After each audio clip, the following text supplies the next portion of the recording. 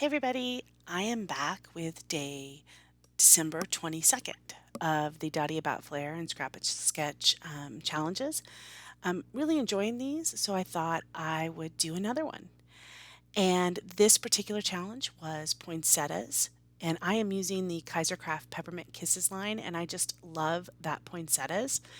So it was poinsettias and journaling and a pattern paper background. So I knew once again that I had a picture perfect for poinsettias. So just like when I did the winter sun, I knew exactly what picture I wanted to use.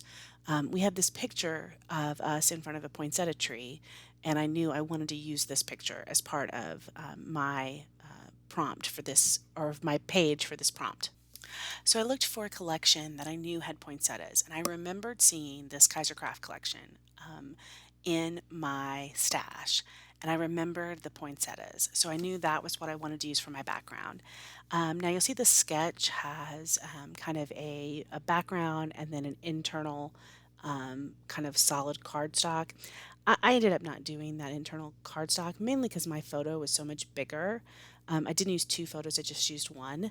So the Kaisercraft is kind of what I'm going with, and I'm just using different sets. I'm using a branding strip, and then I'm going to use one of the stickers off the sticker sheet. Now, I really liked that mint green wood grain, and I'm not a big wood grain person. Oh, and I am combining the Kaisercraft with a Pebbles collection, mainly because it has the same colors. So I actually store these two together because they're, even though they're different kind of iconography, they are very different in color tone. So originally, I had thought about doing the page like that, and then I went back and looked at the sketch and realized no, the paper strips are on the right. So I decided to be truer to the sketch. I did have that dark green wood grain is torn, and I am just going to cut these to the right size, and then I'm going to come back and trim them because I know they're not straight. But this is just to get them to the right size, using my photo as a guide. So this was me trying to figure out if I could put a mat around it, and I just didn't see any matte colors that I liked in there as a mat. So I'm just going to go with what I have. And I really wanted to use that mint green wood grain, and I just could never make it work. So this is a Pebbles page that has a bunch of flags on it, and I'm going to use Merry Everything, and that's going to be my title. So I'm going to have that as my title. I'm not going to do anything else for a title because I feel like that was good enough. I do like the idea of, using the paper and using it like that. So that's how I'm going to handle that for a title. I have kind of found it hard lately of using alphabets for titles. So I like finding ephemera or stickers or something that can just make the title. It's just a lot easier. I'm almost to the point where I'm going to get away from using just stickers and stickers to make the titles because it seems like it takes so much. So this was a sticker sheet that came with the collection, and I wanted to use that as one of the paper strips just because I really liked how it looked, and it did allow me to get that mint green in there that I've been wanting to get in. So I did get the mint green. Now you'll notice that the green is actually the back of this poinsettia paper, so I did have two sheets of it, which was good. And this is me kind of trimming that out just to make it a little less crooked. But anyway, so I think this was a fun challenge, a fun idea of just to put paper strips to the right of your photo. For journaling, I'm not going to do a lot of journaling on this page, just a little bit, but the challenge doesn't say do, 7 lines of journaling. It says do some journaling, and I do that. I am putting that up there just right now. I am going to go ahead and mimic the little tags they have up in the upper left corner, and I'm doing that with my page as well. I'm using hickory smoke to kind of outline all of these or shade all the strips. I don't ink the edges of the red paper because I didn't think it needed it. I think it stands out on its own. So this is me just sticking everything down, and then you're going to see me kind of build the page, build the ephemera, and like if you've watched a few of my videos already, you already know I'm not a more is more kind of person.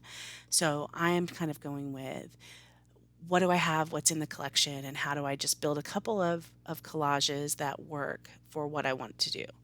So I'm just going to make some tags or fishtail banners out of these. I really have a hard time with just the squares. I don't know why, but I just wanted to have it be a little bit more of a fishtail there at the bottom.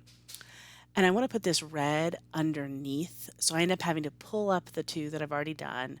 But luckily, for some reason, for the one day, my adhesive worked for me, and I was able to pull those up, and then I just trim that off. So I do have a little bit of a banner up there on the left. Now notice you can just barely see it, but that's okay. So now I'm going to find some ephemera that I like. This is from that Pebbles collection. Like I said, I have those together. So I'm just adding a few pieces. I really liked that tree. I really liked the holly. And so I'm going to do that. And now I need to find a tab that I can use to write my journaling on. So I'm going to go to my iris box that I have that has all of my little tabs in it and find one. I think I end up finding a Felicity Jane pink one that works. So I just keep all of my little writing space cutouts there in this one iris box so that I can find them later and just use those when I want to have a place to write. And that makes it super easy. So if you keep them all in the same place. Now the Felicity Jane ones are very slick. So you need to use, I happen to use a slick writer. You need to use a pen that works on a slick surface. If you have just regular paper, you don't need to worry about that. So basically that's all the journaling I'm going to do. Basically saying how much we love this poinsettia tree. And like I said, you don't have to do a ton of journaling, but you just need to have some journaling to meet the prompts. And I am using the rest of this foam that I've got and popping up both the tree and that branch just to give dimension to the page. And then I'm going to come back in. I'm going to keep the holly flat and then put those on popped up. I'm going to come back in with a little bit of Nuvo drops and stickles just to give a little bit more and some flair. The Dotty About Flair doesn't require that you use flair, but I mean, why wouldn't you? Because they're so cool. Also, the slick writer, you have to be real careful not to touch it so you don't smudge it. So you just got to let it dry. So that was me kind of pointing and saying, I know I need to put something on that where you would normally have a brad. And I'm going to use gold stickles just to make a dot. And then I figured I might as well use the stickles on the star too that's on the tree. And now I'm deciding about what I want to do for flair. And for me, I had some wood grain flair. Oh no, first I'm going to put the date. So this is my mega date stamp that I absolutely love. You can get it from Michelle over at My Little Scrapbook Store.